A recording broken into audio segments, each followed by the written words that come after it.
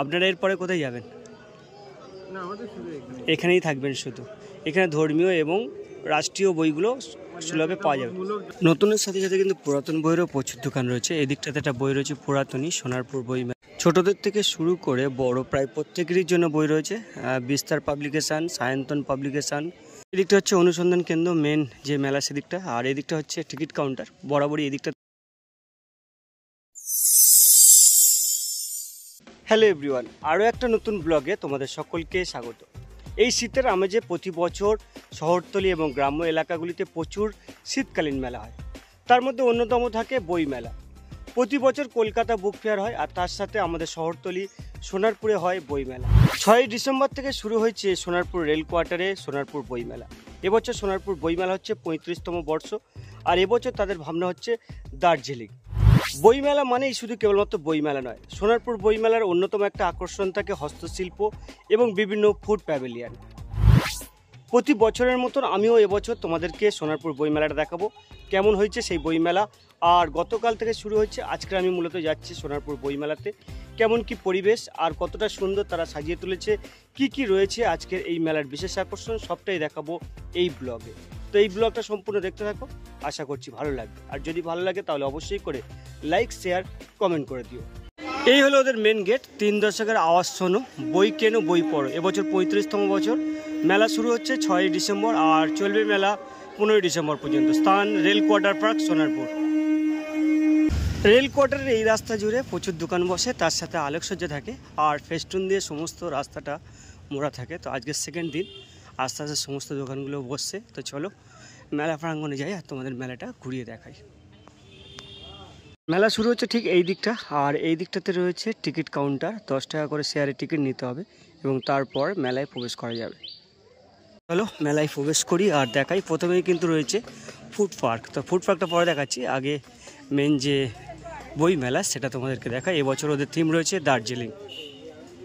এই হলো বই মেলার যে মেন গেট সেটা, অর্থাৎ এখান থেকে প্রবেশ করলে সমস্ত বই দোকানগুলো পাওয়া যাবে। এবারের ভাবনা হচ্ছে দার্জিলিং জেলা 35তম সোনারপুর বইমেলা 2024।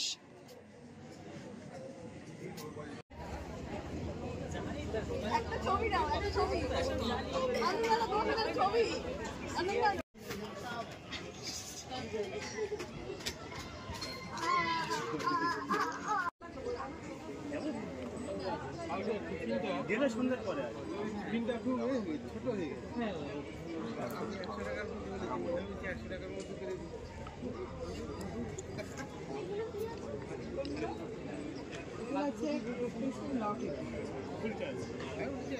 ছোটদের থেকে শুরু করে বড় প্রায় প্রত্যেকেরই জন্য বই রয়েছে।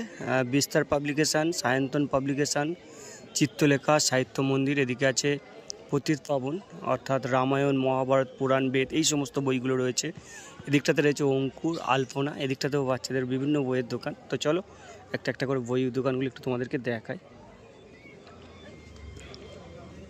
এদিকটাতে রয়েছে গীতা প্রেস, অখিল ভারতীয় রাষ্ট্রীয় শৈক্ষিক বিদ্যালয় শিক্ষা, আর তার রয়েছে ইসকন। বর্তমানে ইসকনের যে পরিস্থিতি সেটা আমরা সকলেই জানি। এদিকটাতে ইসকন একটা বড় কাউন্টার করেছে এরা এবছর।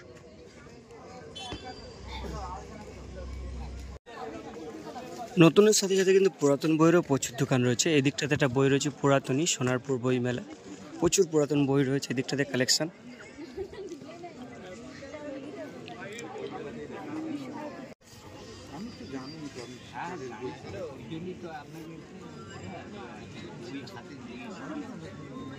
এই কাউন্টারটা হচ্ছে অখিল ভারতীয় রাষ্ট্রীয় শৈক্ষিক মহাসংঘ। এখানে দেশাত্মবোধক যাবতীয় বই এবং শিক্ষামূলক, তার সাথে ধর্মীয় যে বইগুলো সেগুলো খুব সুলভে পাওয়া যাবে। আপনারা এরপরে কোথায় যাবেন? না, আমাদের শুধু এখানেই থাকবেন শুধু। এখানে ধর্মীয় এবং রাষ্ট্রীয় বইগুলো সুলভে পাওয়া যাবে।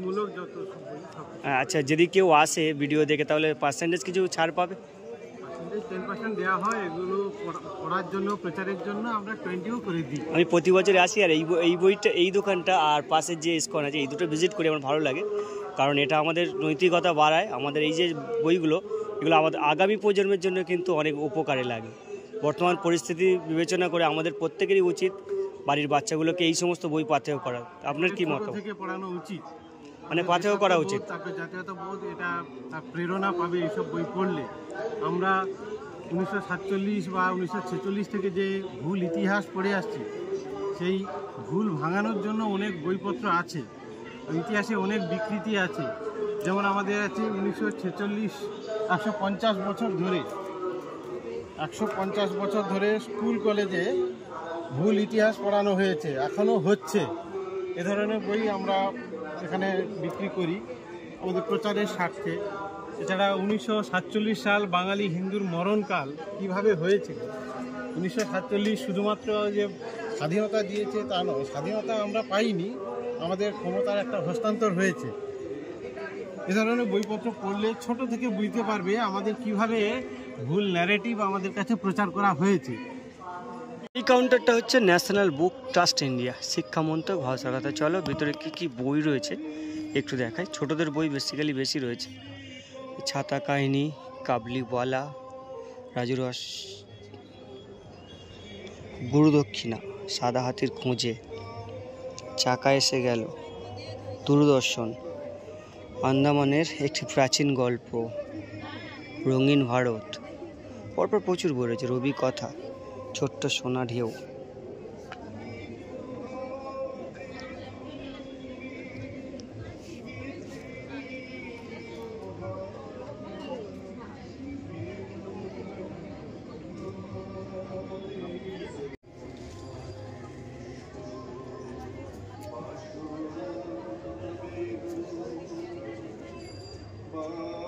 বইমেলার এটা হচ্ছে বিজ্ঞান পার্ক, শিল্পে ভারত দর্শন। শিল্পী চন্দন ব্যানার্জি বিভিন্ন ধরনের দ্রব্যাদি দিয়ে ভারতের ম্যাপ অঙ্কন করেছে। এদিকটাতে ফুল দিয়ে ম্যাপ, এদিকটাতে তুলো, পাট, বিভিন্ন ধরনের দ্রব্যাদি, আর ক্যাসেটে রিলস, বিভিন্ন ধরনের নাট বল্টু, এই সমস্ত দিয়ে কিন্তু ভারতের ম্যাপগুলো তিনি সিডি ক্যাসেট অঙ্কন করেছে, চিত্রায়ন করেছেন আর ভারতের ম্যাপের রূপ দিয়েছে।